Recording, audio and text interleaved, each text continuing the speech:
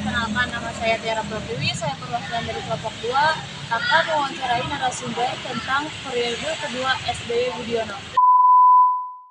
Sekarang saya sudah bersama dengan narasumber yaitu Bapak Haji Didi Rahmadi. Langsung saja kita mulai wawancaranya Bapak. Bapak izin bertanya, bagaimana SBY bisa terpilih kembali menjadi Presiden Republik Indonesia untuk yang kedua kalinya? Pada waktu 2006 kan beliau terpilih yang pertama kali ya. Itu karena sebelumnya memang mungkin ada Megawati lihat Pak SBY diangkat menjadi presiden yang pertama, kemudian boleh dikatakan mungkin memuaskan bangsa Indonesia, sehingga pada saat putaran yang berikutnya, maksudnya pada pemilihan yang kedua, beliau terpilih kembali menjadi presiden Indonesia, dan ini merupakan satu bentuk kepercayaan masyarakat atau rakyat Indonesia terhadap Pak SBY. Jadi mungkin rakyat Indonesia merasa puas terhadap kinerja Pak SBY, akhirnya terpilih kembali menjadi presiden Indonesia yang kedua kalinya, dan itu merupakan periode terakhir karena periode yang kedua. Dan kita tahu bahwa Pak SBY merupakan presiden yang pertama dipilih langsung oleh rakyat.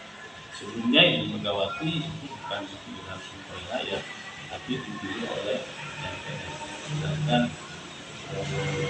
Pak SBY merupakan presiden yang dipilih langsung oleh rakyat seiring dengan perubahan Undang-Undang Dasar 1945 yang berakhir pada tahun 2002 perubahannya. 2004 baru pelaksanaan Undang-Undang Dasar 45 yang diamandemen. Selanjutnya, apa pencapaian SBY saat menjadi presiden? Menjadi presiden, Pak SBY bisa meningkatkan kebutuhan ekonomi. Mungkin tidak tinggi, tapi ada perubahan-perubahan yang berarti.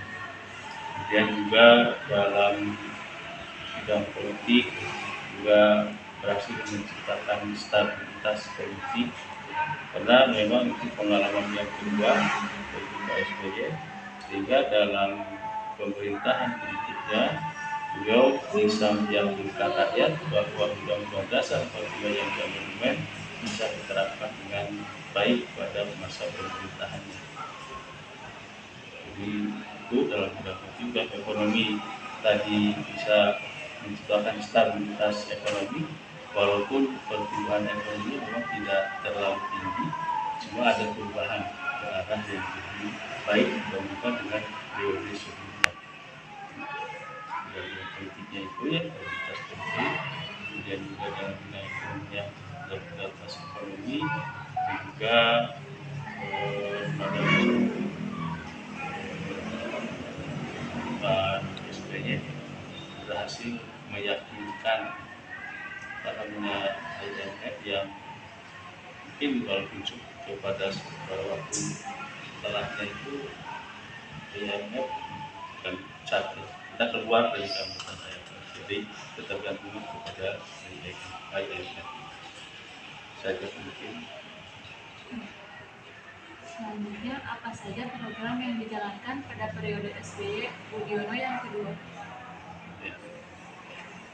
Sebetulnya program yang dilaksanakan masih seperti yang dulu, yaitu melanjutkan program yang dilaksanakan oleh Pak SBY pada masa periode yang pertama. Jadi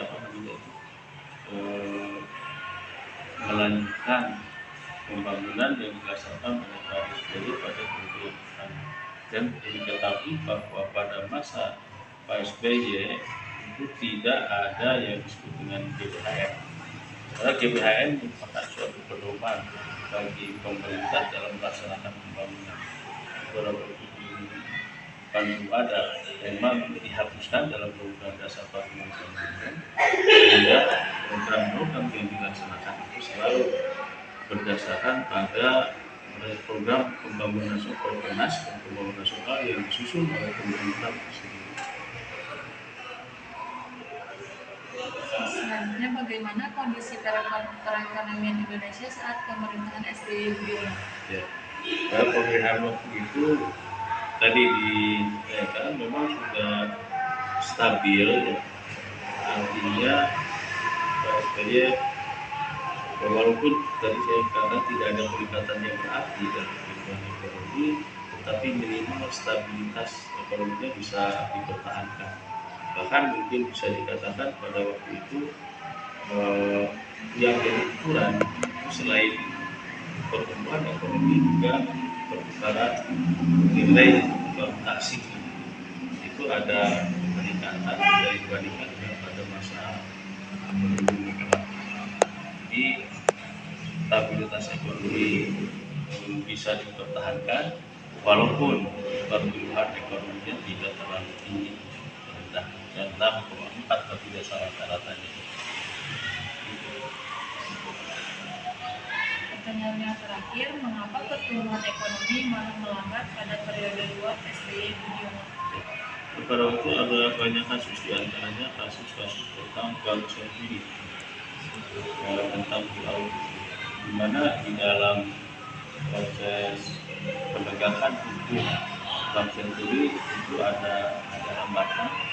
Jadi banyak ada ya misalkan anggota kabinet dari Pak SBY atau mungkin bahkan di keuangan juga itu kan ketuanya hampir satu seluruhnya itu ada keterkaitan kasus bank senturi dengan beberapa anggota kabinet Pak SBY sehingga kepercayaan investor di masyarakat berkurang, akhirnya pertumbuhan ekonominya melambat pun tidak sampai menyebabkan pemerintah kita hancur. Kalau saya bisa bicara itu dibandingkan dengan sekarang jauh sekali pertumbuhan yang 5% itu juga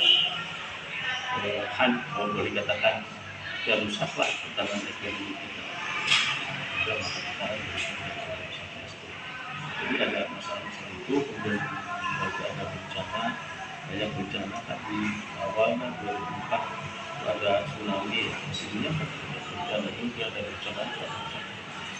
Jadi potensi yang kita miliki digunakan untuk menangani atau ya untuk mengatasi masalah bencana korban bencana yang dialami oleh bangsa-bangsa. Baik, disebutkan sekian wawancara pada kesempatan kali ini. Saya ucapkan terima kasih kepada Bapak Haji Didi Yuryadi yang telah menyempatkan waktunya untuk diwawancarai. Terima kasih sama maaf atas kekurangannya. Sekian wawancara dari kelompok 2, kurang lebihnya mohon maaf. Wassalamualaikum warahmatullahi wabarakatuh.